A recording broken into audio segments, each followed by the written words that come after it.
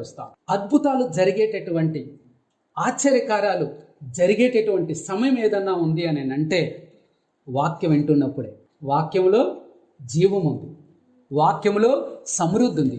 నువ్వు పట్టుకోవడం చేతనైతే సార్ నీ జీవితం మారిపోతుంది. కానీ చాలామంది ఏం చేస్తున్నారు, దాన్ని పట్టుకోవడం చేత కాదు. అందుకే దావీదు అంటాడు, నా చేతులకు యుద్ధమును, నా వేళ్లకు పోరాటమును నేర్పువాడు నీవే, నీ వాక్యమే అంటాడు. ఆ వాక్యం విత్తబడుతూ ఉన్నప్పుడు హృదయాన్ని తెరవండి. వాక్యం లోపలికి వెళ్ళి రెండంచుల పదునైన ఖడ్గం కాబట్టి ప్రాణాత్మ శరీరములు విభజించినంతగా దూరి నీలో ఏముందో బయటికి తీసి దాన్ని కడుక్కోమని చెప్పి దీన్ని పవిత్రపరిచి చేసిన ఆటోమేటిక్గా పవిత్రపరిచి ఏం జరుగుతుంది? ఆగిపోయిన కార్యాలన్నీ జరుగుతాయి. ఇంతే. మీరు అక్కడికి పరిగెత్తాల్సిన అవసరం లేదు. నేను సేవకుడి మీద కాదు మీరు ఆధారపడాల్సింది, దేవుడి మీద ఆధారపడాలి.